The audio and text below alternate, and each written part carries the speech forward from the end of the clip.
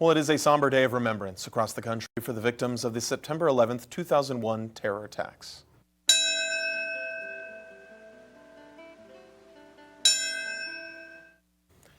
Victims, survivors, their families, first responders, and dignitaries gathered at Ground Zero in Lower Manhattan to honor those who were lost that day, and in the years later from 9/11 related illnesses. Among them were former President Trump and Vice President Harris, who put aside their differences following last night's debate. President Biden and former New York City Mayor Michael Bloomberg stood between them. Each year, the names of the victims are read so that they're never forgotten. Peter Paul Apollo. Faustino Apostle Jr. Frank Thomas Aquilino. Today, the 9/11 memorial marks where the Twin Towers once stood. The One World Trade Center stands adjacent to the memorial. It's the tallest building in the United States at a symbolic 1,776 feet. And we turn now to local remembrance events that are happening right now. Eyewitness News reporter Lena Folk gives us a look at some of today's memorials and joins us live from North Bakersfield for the annual Harley-Davidson Memorial Ride. Lena.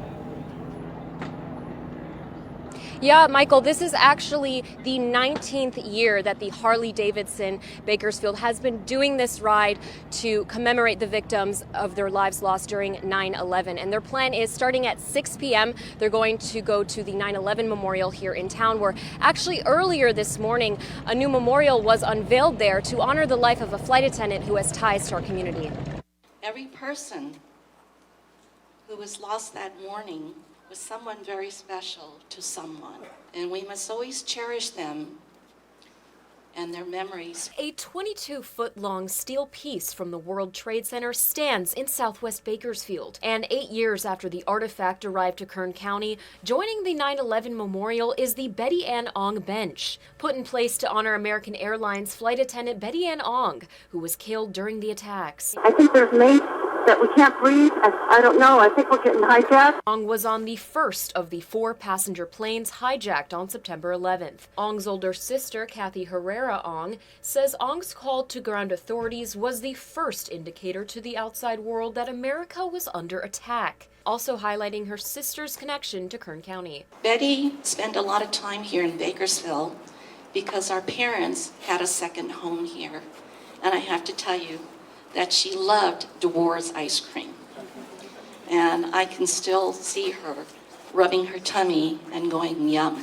We're so thankful to Betty Ann Ong for her bravery. She is a true American hero, and we are so pleased to be able to recognize the sacrifice and the bravery through this beautiful bench made in her honor. That same morning, Bakersfield C-Tech students honored the first responders who climbed the 110 stories of the World Trade Center. At the Independence High School football stadium, students footed the equivalent of the stories, which is 2,200 steps, or 9 laps around the bleachers. If someone doesn't keep this going, then those people that died, they're just going to become names on a paper somewhere. And doing this is a way to keep their memory alive.